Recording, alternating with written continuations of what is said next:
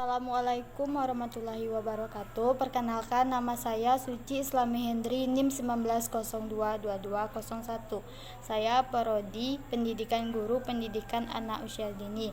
Saya perwakilan dari kelompok 7 dengan beranggotakan 4 orang, yaitu 1. Saya sendiri Suci Islami Hendri, 2. Resdianami, 3.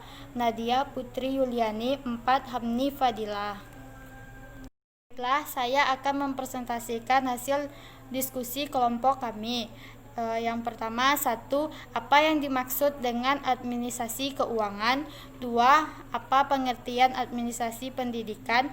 3. Apa yang dimaksud dengan sumber biaya pada suatu satuan pendidikan? 4. Bagaimana pengelola keuangan sekolah? 5. Bagaimana proses administrasi keuangan? Pengertian administrasi keuangan. Administrasi keuangan adalah upaya pengelolaan mencangkup semua aktivitas yang berhubungan erat dengan semua sistem keuangan untuk mencapai tujuan tiap perusahaan atau organisasi.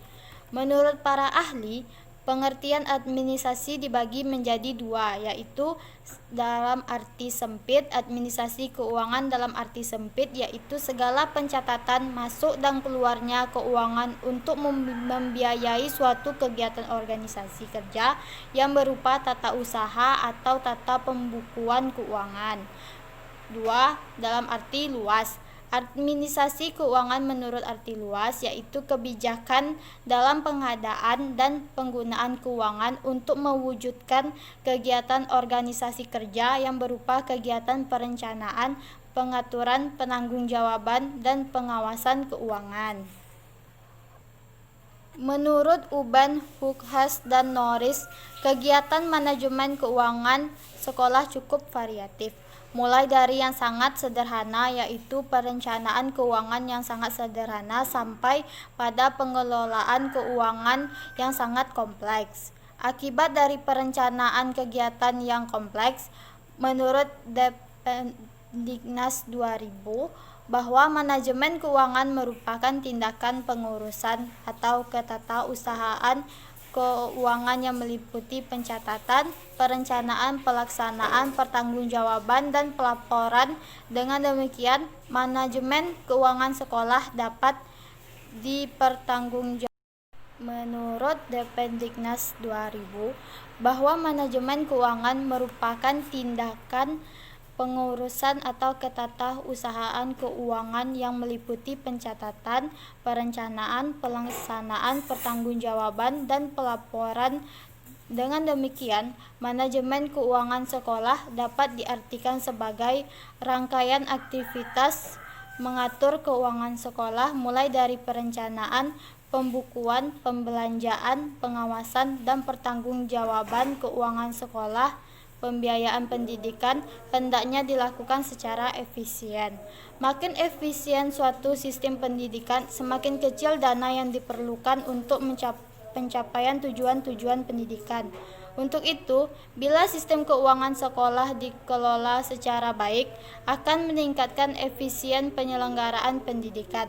Artinya, dengan anggaran yang tersedia dapat mencapai tujuan-tujuan pendidikan secara produktif, efektif, efisien, dan relevan antara kebutuhan dan bidang pendidikan dengan pembangunan masyarakat.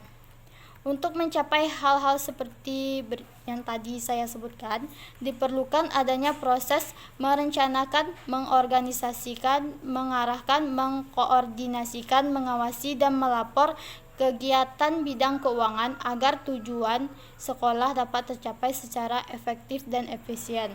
Melalui kegiatan manajemen keuangan, maka kebutuhan pendanaan kegiatan sekolah dapat direncanakan, diupayakan pengadaannya, dibukukan secara transparan, dan digunakan untuk membiayai pelaksanaan program sekolah secara efektif dan efisien.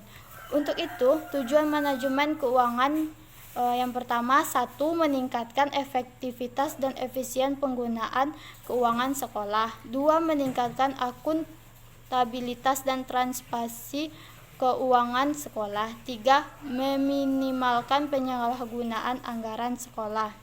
Untuk mencapai tujuan tersebut, maka dibutuhkan kreativitas kepala sekolah dalam menggali sumber-sumber dana, menempatkan bendaharawan yang menguasai dalam pembukuan dan berpertanggungjawaban keuangan serta memanfaatkannya secara benar sesuai peraturan perundangan yang berlaku. Sumber pembiayaan pada satuan pendidikan. Dana pendidikan adalah sumber daya keuangan yang disediakan untuk menyelenggarakan dan mengelola pendidikan. Sumber dana pendidikan ada 3, yaitu pemerintah, daerah, dan masyarakat. Dana pendidikan yang bersumber dari pemerintah berasal dari pendapatan negara dari sektor pajak, pendapatan dari sektor non-pajak, keuntungan dari ekspor barang dan jasa, dan usaha-usaha negara lainnya. Sedangkan dana pendidikan yang bersumber dari pemerintah daerah berasal dari 22 anggaran pemerintah daerah, bantuan pihak asing yang tidak mengikat, dan sumber lain yang sah. Peraturan Pemerintah Nomor 48 Tahun 2008 tentang pendanaan pendidikan Pasal 50 Ayat 1 menyebutkan bahwa sumber pendanaan ditentukan berdasarkan prinsip keadilan, kecukupan, dan keberlanjutan.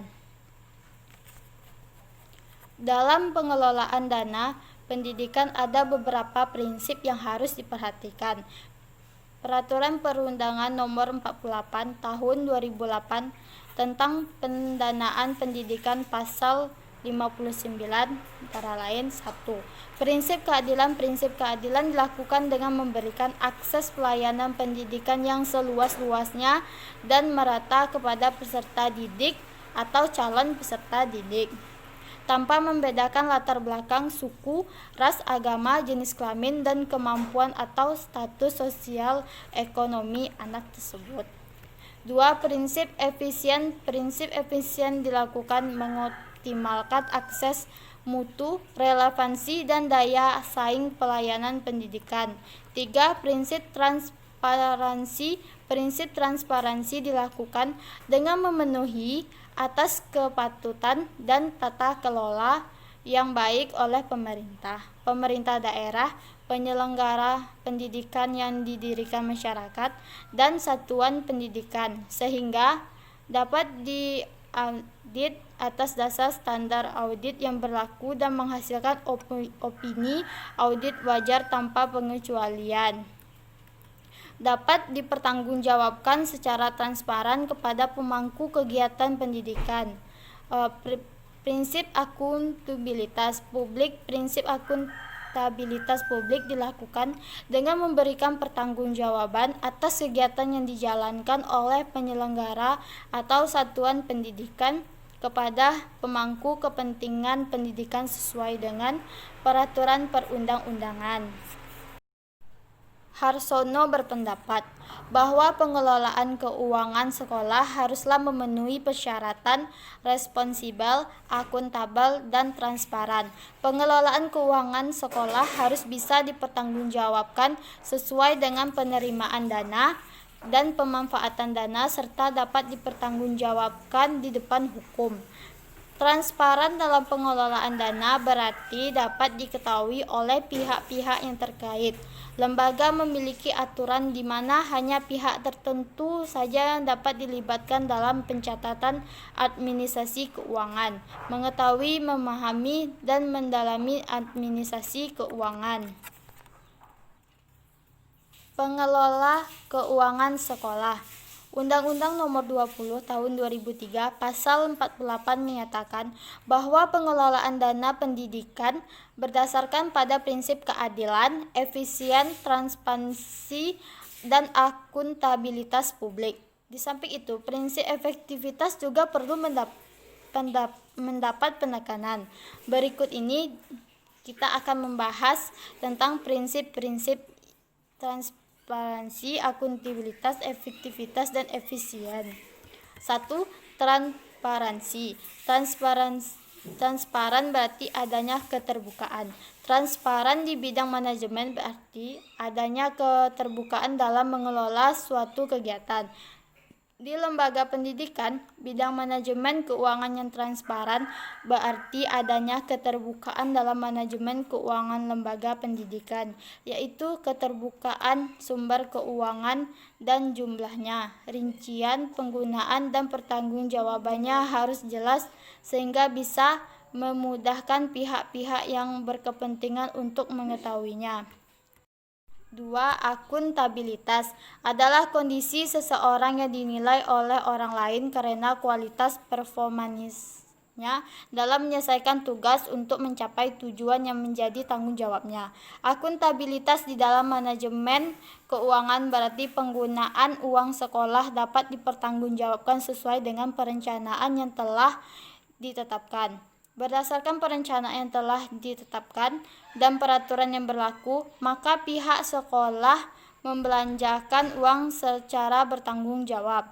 Pertanggungjawaban dapat dilakukan kepada orang tua, masyarakat, dan pemerintah. Ada 3 pilar utama yang menjadi persyarat terbangunnya akuntabilitas, yaitu 1. Adanya transparansi para penyelenggara sekolah dengan menerima masukan dan mengikuti sertakan berbagai komponen dalam mengelola sekolah. 2. Adanya standar kinerja di setiap institusi yang dapat diukur dalam melaksanakan tugas, fungsi, dan wewenangnya. 3. Adanya partisipasi untuk saling menciptakan suasana kondusif dalam menciptakan pelayanan masyarakat dengan prosedur yang mudah, biaya yang murah, dan pelayanan yang cepat. 3. Efektivitas. Efektif seringkali diartikan sebagai pencapaian tujuan yang telah ditetapkan. Gartner 2004 mendefinisikan efektivitas lebih dalam lagi karena sebenarnya efektivitas tidak berhenti sampai tujuan tercapai, tetapi sampai pada kualitatif hasil yang dikaitkan dengan pencapaian visi lembaga. Effectiveness manajemen. 3. Efektivitas. Efektivitas lebih menekankan pada kualitatif outcomes. Manajemen keuangan dikatakan memenuhi prinsip efektivitas kalau kegiatan yang dilakukan dapat mengatur keuangan untuk membiayai aktivitas dalam rangka mencapai tujuan lembaga yang bersangkutan dan kualitatif outcomes-nya sesuai dengan rencana yang telah ditetapkan. 4. Efisien. Efisien berkaitan dengan kuantitas hasil suatu kegiatan. Efisiensi adalah perbandingan yang terbaik antara masukan atau input dan keluaran atau output atau antara daya dan hasil. Daya yang dimaksud meliputi tenaga, pikiran, waktu, biaya. Dalam pelaksanaan manajemen keuangan, menganut asas pemisahan tugas antara fungsi otorisator, ordinator, dan pendaharawan. Otorisator adalah pejabat yang diberi wewenang untuk mengambil tindakan yang mengakibatkan penerimaan dan pengeluaran anggaran. Ordinator adalah pejabat yang berwenang melakukan pengujian dan memerintahkan pembayaran atas segala tindakan yang dilakukan berdasarkan otorisasi yang telah ditetapkan. Bendaharawan adalah pejabat yang berwenang melakukan penerimaan, penyimpanan, dan pengeluaran uang, serta diwajibkan membuat perhitungan dan pertanggungjawaban. Proses administrasi keuangan. 1. Perencanaan RPS atau KKAS. Rencana Pengembangan Sekolah atau RPS merupakan salah satu wujud dari salah satu fungsi manajemen sekolah yang amat penting, yang harus dimiliki sekolah untuk dijadikan sebagai panduan dalam menyelenggarakan pendidikan di sekolah, baik untuk jangka panjang, menengah, maupun pendek. Atas dasar itu, Dependiknas telah menyiapkan sebuah panduan teknis bagi sekolah dalam penyusunan rencana pengembangan sekolah yang disampaikan oleh Profesor Slamet, PH, MA, MHD, PhD yang mengupas tentang pentingnya rencana pengembangan sekolah. RPS penting dimiliki untuk memberi arah atau bimbingan pelaku sekolah dalam rangka menuju perubahan atau tujuan sekolah yang lebih baik. Arti perencanaan sekolah. Perencanaan sekolah adalah suatu proses untuk menentukan tindakan masa depan sekolah yang tepat melalui urutan pilihan dengan memperhitungkan sumber daya yang tersedia. Tujuan penyusunan RKAS: memberikan arah yang jelas terhadap program sekolah, merencanakan kegiatan sekolah di masa yang akan datang, menjamin tercapainya integrasi, sinkronasi, dan sinergi pendanaan pada kegiatan-kegiatan sekolah, menjamin keterkaitan dan konsistensi antara perencanaan, penganggaran, pelaksanaan, dan pengawasan, mengoptimalkan partisipasi warga sekolah dan masyarakat dan hal dukungan dan pengawasan. Pertanggungjawaban keuangan sekolah.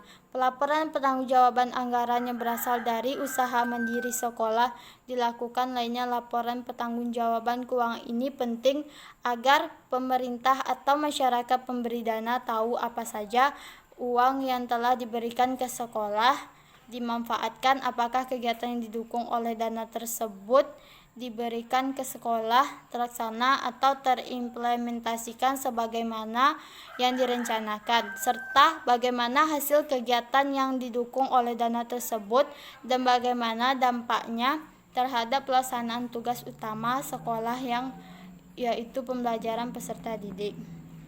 Sekian dari hasil presentasi saya. Assalamualaikum warahmatullahi wabarakatuh.